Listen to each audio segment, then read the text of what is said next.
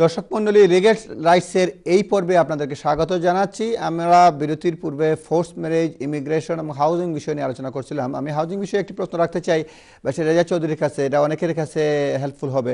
বিশেষ করে যখন দেখা যায় যে কাউন্সিলের টেনেন্ট কিন্তু দেখা যাচ্ছে যে হোল ব্লক অফ ইয়েতে যখন ইমপ্রুভমেন্ট করে তখন কয়েক হাজার পাউন্ডে দেখা গেল আমি একই ব্লকে রয়েছি, আমার ফ্ল্যাট বা আমার আশেপাশে কোনো উন্নয়ন করে নাই, কোনো ডেভেলপমেন্ট করে নাই, কোনো ওয়ার্ক করে নাই, রিফারবিশমেন্ট করে নাই, কিন্তু যেহেতু আমার ফুল ব্লকে করেছে সেই জন্য আমার বিরুদ্ধে 10,000, 20,000 বা 25,000 পাউন্ডের বিল ধরে দিয়ে দেয়। সেই ক্ষেত্রে প্রটেস্ট করার কি মানে কোনো পদ্ধতি আছে কিনা, বাঁচার কোনো রাস্তা আছে কিনা? প্রথমে কাউন্সিল টেনেন্ট হিসেবে আপনার কোনো পয়সা দেওয়া লাগবে না, কারণ ইউর টেনেন্ট। আপনি যেটা এই যে উদাহরণ মানে এক্সাম্পল দিয়েছেন সেটা মোস্টলি অ্যাপ্লাই করে লিজ হোল্ডারে। যারা মানে প্রপার্টিটা কিনে ফেলছেন, টিপিক্যালি একটা মানে ফ্ল্যাটে ব্লক অফ ফ্ল্যাটস, দেখা যাচ্ছে যে সবাই আছেন, লিজ হোল্ডারকে পয়সা দিতেই হবে। এটা যদি কোনো প্রোটেস্ট যদি করতে চান, by all means you can go to the leasehold valuation tribunal. সেখানে আপনি গিয়ে বলতে পারেন যে আমি এই চার্জটা আমি অ্যাকসেপ্ট করি না, কারণ এই চার্জটা হচ্ছে কি এক্সেসিভ। আপনি যদি কোনো এভিডেন্স যদি টানতে পারেন, ভালো কথা, মানে আপনাকে দেখাতে হবে যে কয়েকটা কোট যদি নিয়ে নেন আপনি, ডাবল গ্লেজিং কিংবা এই যে bathroom and decoration and all the rest of it, what ever it is, আপনাকে এটা যদি নিয়ে একটা কোট যদি নিয়ে আসেন, বলতে পারেন যে দেখো আমি তো ইন্ডিপেন্ডেন্ট 5-6টা কোট নিয়ে আসছি, আর সবাই বলছে যে এই কস্টটা আসলে হাফ ও অ্যাবাউট লেস দেন 50% ও লেস দেন 75%। এমত অবস্থায় আমি মনে করি না যে আমার ফুল কস্টটা দেওয়ার মানে উচিত। So with those evidence, you can bring the case to the leasehold valuation tribunal. There are fees attached to that, rather like the civil court practice. আপনারা যদি এটা যদি করতে চান, then by all means seek what about আমার কোনো capacity নাই দেবার, সেই ক্ষেত্রে কি করব? ওখানে ডেভেলপমেন্ট করেই নাই এবং আমি pensioner. well fine, that's a different matter. I mean প্রথম হচ্ছে কি আপনাকে এস্টাবলিশ করতে হবে যে আপনার এই যে লায়াবিলিটিটা, which is the point that you're postulating, লায়াবিলিটিটা আমি নিতে পারি না, মানে পাচ্ছি না, কারণ আমি মনে করি না যে এই পয়সাটা দেওয়া উচিত।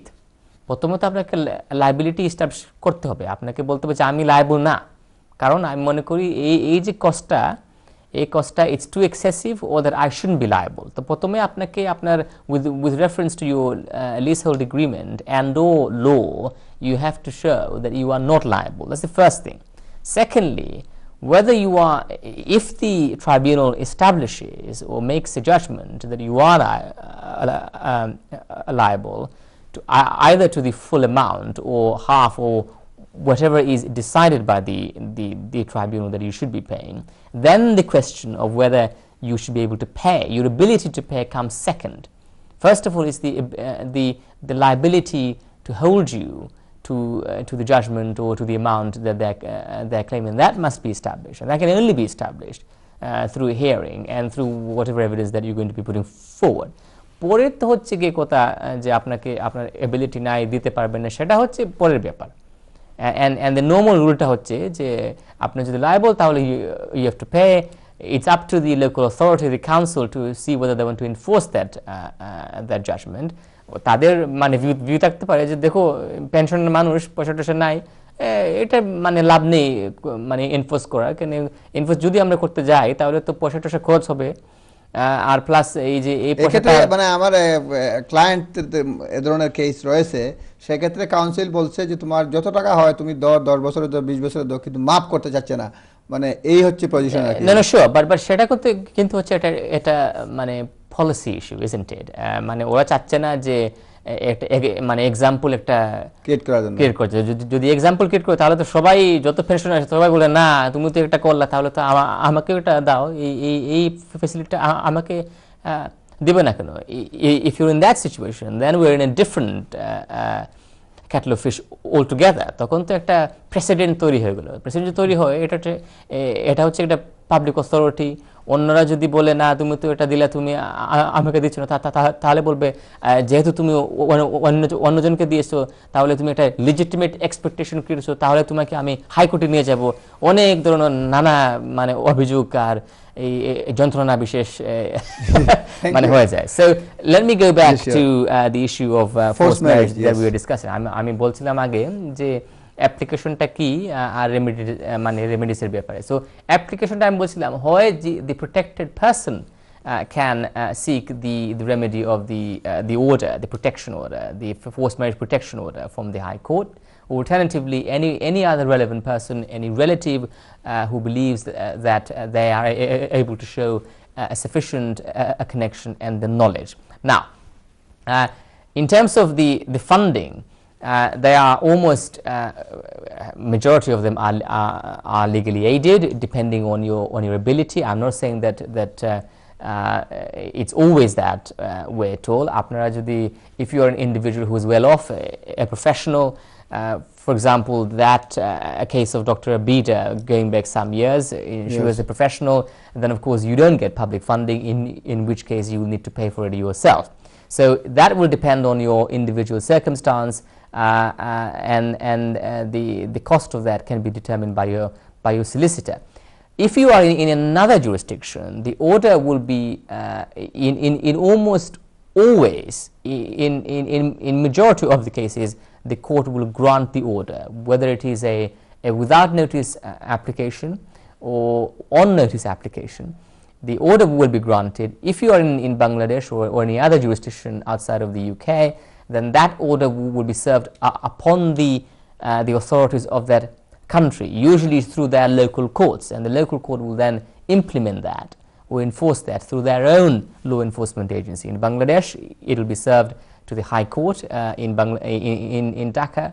The High Court will then encourage, or the British order, the English law order will identify which other bodies, whether it is RAB or the police force and all the rest of it, or the district municipality and so on and so forth. They will all be served a copy, and the High Court will facilitate, as in the case of Dr. Abida some years ago, to repatriate the individual back to the country through the assistance of our mission, the British consulate. So that is that. So এখানে একটা জিনিস আমি একটা দেখেছি পাকিস্তানের কেসের ক্ষেত্রে, এইখান থেকে হাইকোর্ট ব্রিটিশ সিটিজেনকে দিছে যে সশরীরে হাজির করার জন্য রিট করেছে, শাসিয়ারাই একটা রিট পিটিশন করেছে যে লোকাল কোর্টে হাজির করার জন্য, মানে ওইটা খুঁজে না বের করার জন্য শুধুমাত্র ফাদার এবং মানে মেয়েকে পাওয়া যাচ্ছে না, ডক্টরকে পাওয়া যাচ্ছে না। তখন এইখানের হাইকোর্ট একটা রিট ইস্যু করছে যে ওই যে মানে ইন পার্সন হাজির করার জন্য, তখন ওই বাপ এবং মেয়ে লোকাল কোর্টে ইন পার্সন হাজির হয়েছে, শুধুমাত্র অন্য কোনো ধরনের কোনো অর্ডার দেন নাই,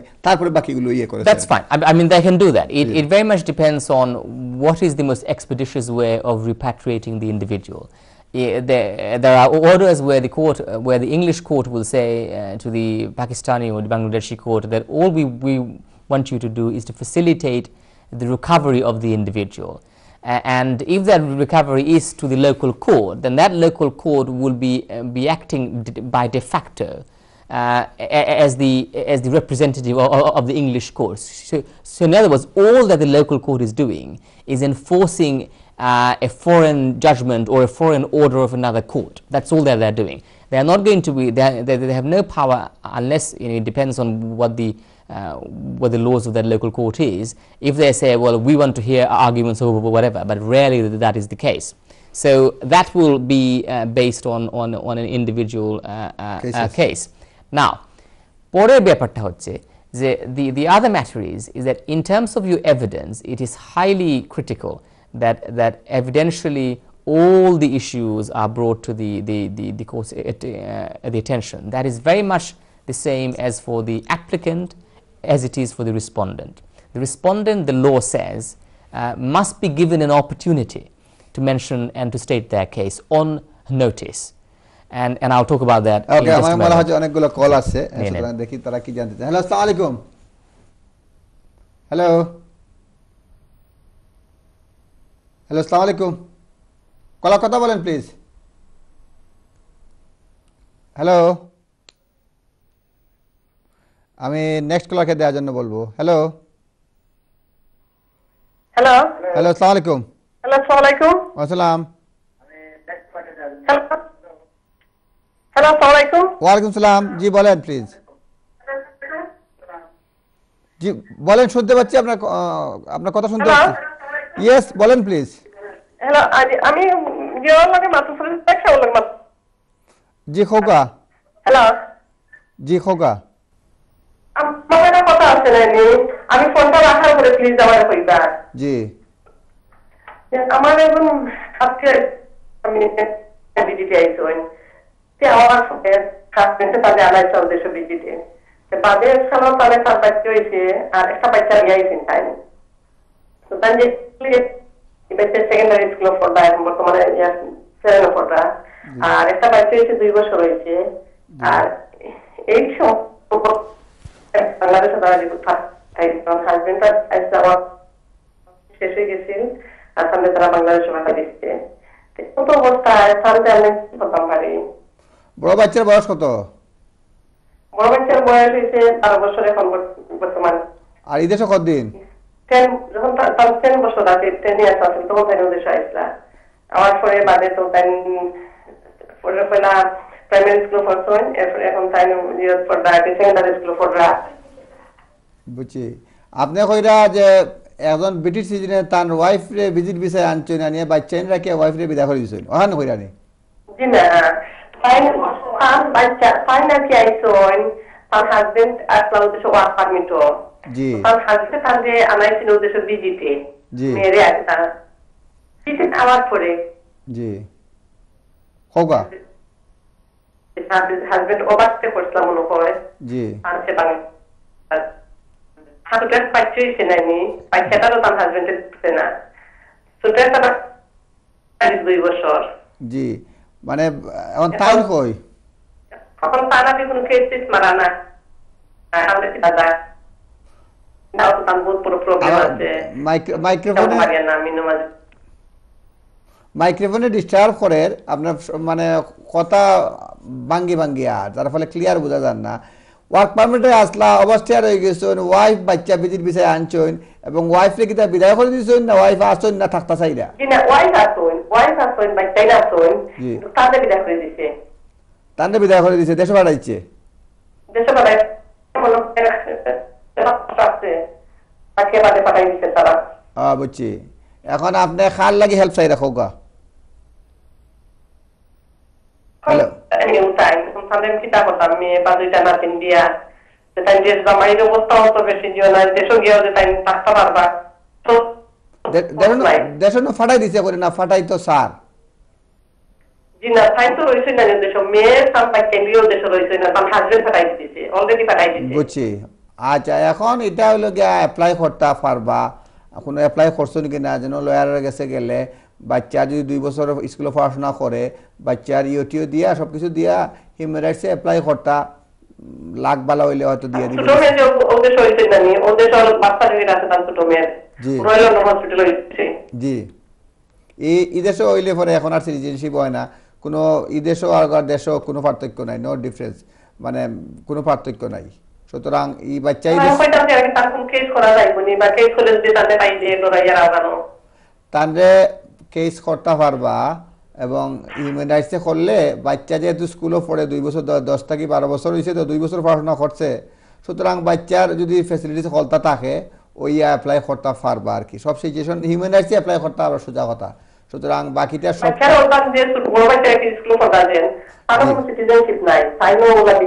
আমি বুঝলাম এর লাগে কইলাম তারে যদি কোনোভাবে কোনো কিছু করা যায় বড় বাচ্চারে মাত্র 2 বছর হয়েছে তাই 2 বছরে খুব বেশি রাইট মানে হয় না কইব দেশও গিয়ে পড়াশোনা করতে পারবে তারপরে একান্ত যদি করতে চান হিউম্যান রাইটসে হয়তো বাচ্চার যদি রেজাল্ট ভালো থাকে এক্সট্রা কারিকুলার অ্যাক্টিভিটিস থাকে তাহলে ডেফিনেটলি একটা সুবিধা হইব কিন্তু আপনি কোনো লয়ারের কাছে যাও কা তাহলে বাকিটা হয়তো হইয়া দিবা আর কি। ঠিক আছে, থ্যাংক ইউ আমি ওকে থ্যাংক ইউ। আপনি লয়ারের কাছে এক্সপার্ট হেল্প নেও কা তারা হয়তো হেল্প করতে পারবা। আমি যাচ্ছি পরে করার কাছে দেখি নেক্সট কলার। ওকে আসসালামু আলাইকুম। নেক্সট কলার কি বলতে চান? হ্যালো আসসালামু আলাইকুম। হ্যালো হ্যালো আসসালামু আলাইকুম। হ্যালো আসসালামু আলাইকুম। ওয়ালাইকুম আসসালাম। ভাইজান আমি লিট্টুরি মেনে আসলাম। জি হোকা। এখন আমার একটা বাচ্চা আছে। জি 2 মাস বাদে ফ্যামিলিগত দ্বন্দ্ব দিচ্ছি। দ্বন্দ্ব বাচ্চারে দেখাশোনা করলাম। আপনার পুলিশে ফোনাই দিলেন মাইরা চিন্তা করে পুলিশ স্টেশন দিয়ে একটা করছি। এখন করা বাদে পুলিশে আবার আমার সেলর আসতে মনে হয় 20 মিনিট বাদে মনে করব ইন্টারভিউ হইলা। এটা বাদে হইতে যে তুমি তোমার বয়ফ্রেন্ডের সাথে দেখা করতে পারবে। বাদে তারা লাইফ ফ্যামিলিগত তারা দেখা করবার দিছে না, বুঝলেন? কোর্টটাই ওয়ার্ড নিচ্ছি। জি তো কোর্টটা মানে দিছে 4 মাসের লাইক কন্টাক্ট সেন্টার গেলাম, সুপারভাইজার কন্টাক্ট বুঝছি। এখন 4 মাস বাদে তারা আমার এটা ম্যাটারে রিভিউ করতে বুঝছি। যেমন আমার ওয়াইফকে ডিভোর্স লেটার পাঠাইছেন। জি কোর্ট থেকে অর্ডার হয়ে আপনার ভিসা কবে শেষ হইব? হ্যালো, আপনার ভিসা কবে শেষ হইব না হয়ে গেছে? এপ্রিল শেষ হইব। আচ্ছা, ডিভোর্সও দিলাইছেন নি? টাইম দিলাইছে কি এখন প্রসেসিং চলে কি? ডোমেস্টিক ভায়োলেন্স কিছু আসিল নি? ডোমেস্টিক ভায়োলেন্স কিছু আসিল নি?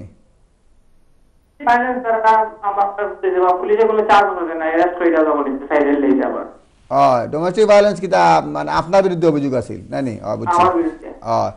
আচ্ছা, এখন কন্ট্রাক্ট অর্ডার যদি কন্টিনিউ করে দিতে পারেন আপনি অ্যাপ্লাই করতে পারবা। আর যেহেতু যদি কোনো কারণে পুলিশের ডোমেস্টিক ইয়েতে আপনি দাগ পড়ে যায় আপনার ক্যারেক্টারও, তাইলে মনে হয় একটু কন্ট্রাক্ট অর্ডার পাইতে অসুবিধা। আর বুঝি না নি? সুতরাং আপনি কন্ট্রাক্ট অর্ডার দিয়া এক্সটেনশনের জন্য অ্যাপ্লাই করতে পারবা। ওটাও করোকা, মানে লয়ার লাগে করোকা কন্ট্রাক্ট অর্ডার থাকলে আপনার থাকতে অসুবিধা হতো না, আনলেস ক্রিমিনাল কোনো দাগ থাকে। দর্শক মণ্ডলী, আমাদের অনুষ্ঠান এখনই শেষ করতে হচ্ছে। আমরা ফোর্স ম্যারেজের কথা বলছিলাম, আপনারা আইনি সহায়তা নেন। অনুষ্ঠানের এই শেষ পর্বে আপনাদেরকে বলতে চাচ্ছি, একটা জেনারেল অ্যাডভাইস দেওয়া হয়েছে। আপনার বাচ্চা নিয়ে কোনো প্রবলেম থাকলে কন্ট্রাক্ট অর্ডারের মাধ্যমে হেল্প নিতে পারবেন। আপনারা সবাই ভালো থাকুন, সুস্থ থাকুন। আবারও দেখা হবে। খোদা হাফেজ। আসসালামু আলাইকুম।